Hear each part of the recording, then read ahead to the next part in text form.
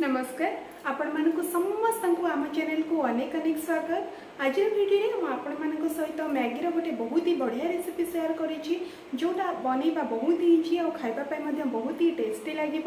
आशा करुँची आज वीडियो आपण मानक निश्चय भल लगे। रोड साइड रे जमती प्लेन मैगी बनी थाए सेमती स्टाइल मुझे बनई बहुत ही इजी प्रोसेस रे बनई। जो मैंने प्लेन मैगी लवर था आज वीडियो से निश्चय भल लगे। जदि भल लगुए ताले लाइक शेयर करने को जमार भूलें। हाँ जीवा पूर्व चैनल को सब्सक्राइब करके जी और सब्सक्राइब कलापर पाखरे बेल आइकन को निश्चय प्रेस करेंगे।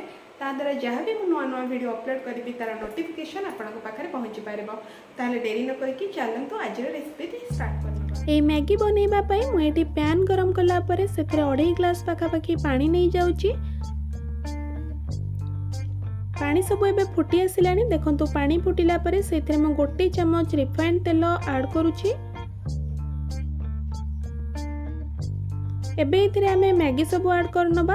आपण जतबेले कुक करूचंती देखिबे जेतिकी मैगी आपण नैचंती सेही हिसाब रे पानी देबे। जेमती मैगी गुडा सब पानी भितरे बुड़ीकी रहउतिबो ताहले सेटा एमती स्टिकी हेकी मैगी रहबनी। एबे देखंतु म मैगी सब भलो भाबरे देई सारला परे याकू 3 रु 4 मिनिट भलो भाबरे कुक होबा पई छाडीबा। एटी देखंतु 2 रु 3 मिनिट पाखापाखि हो गलानी।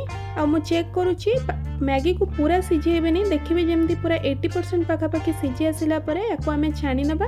पूरा सिझी गला परे सेटा आउ भलो भाबरे मैगी जेतेबेले आपण आउ थरे कुक करिवे सेटा बहुत सिझी जिवो।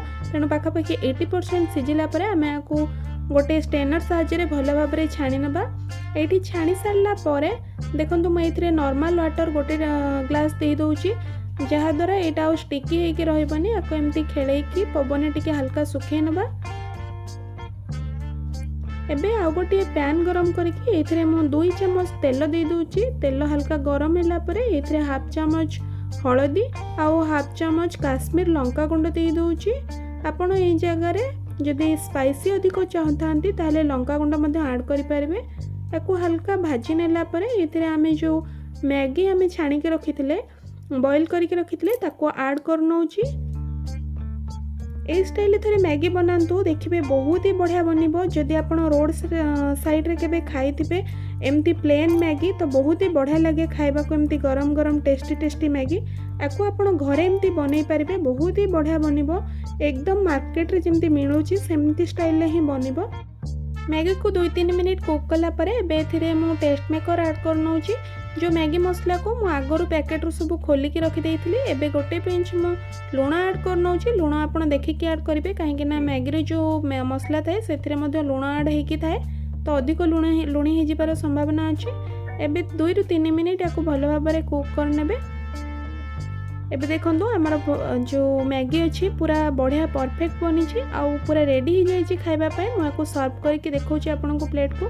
देखंतु केते झुरा झुरा बनी छी आउ केते बढ़िया देखा जाउची। टेस्ट कले मते जानि परिबे बहुत ही बढ़िया टेस्ट हेतिला यार। आपण थरे घरे बनांतु केमती बनिला आपनकर एक्सपीरियंस आम सहित शेयर करंतु। छुआठू बड़ जाए समस्त को तो मैगी बहुत ही भल लगी था। एमती चटापट आपण मैगी बनैकी छुआ टिफिन में दे पारे। जदि आज रेसिपी आपण मानक भल लगी था ताले लाइक शेयर करने को जमार भूलें। हाँ चैनल को सब्सक्राइब करके जिवे।